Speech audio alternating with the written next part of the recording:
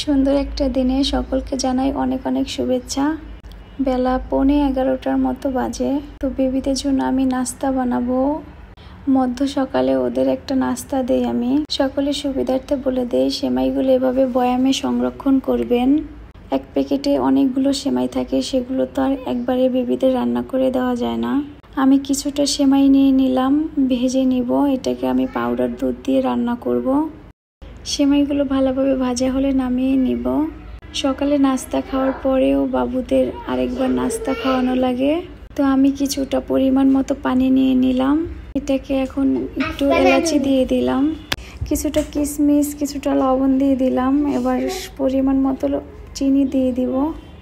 এবার আমি diploma powder দুধটা বাবুদের খাওয়াই, এটা দিলাম। আসলে প্রতিদিন বাচ্চাদের জন্য কিছু না কিছু রান্না করতে হয়, ওদের নিয়ে সময়টা কেটে যায়। প্রত্যেকটা মায়েরই উচিত বাচ্চাদের খাবার দাবার সকল কিছু কেয়ার করা। তো আমি আমার অভিজ্ঞতাগুলো আপনাদের সাথে শেয়ার করতে চাই।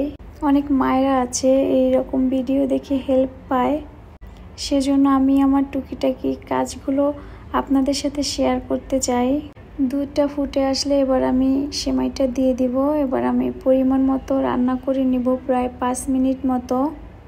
3 বেলা খাবারের মাঝখানে আরও 2 থেকে 3 বার কিছুটা নাস্তা দিতে হয়। মধ্য সকালে আমি সেমাই বা এরকম জাতীয় কিছুই দেই, বিকেলে দুধ, সন্ধ্যায় ফলমূল দেই। সেমাইটা আমার হয়ে গেছে, এখন আমি নামিয়ে নিব। বেশি পাতলা রাখিনি, কারণ বাচ্চারা খাবে। বেশি পাতলা রাখলে ওদের খেতে সমস্যা হয়, আবার বেশি শক্ত রাখা যায় না, পরিমাণ মতো রাখলাম। তো সুন্দর একটা দিনের সকলকে জানাই অনেক অনেক ভালোবাসা ও শুভেচ্ছা। আমাদের ভিডিওটি ভালো লাগলে অবশ্যই লাইক ও সাবস্ক্রাইব করতে ভুলবেন না। পরবর্তী ব্লগের জন্য অপেক্ষা করুন।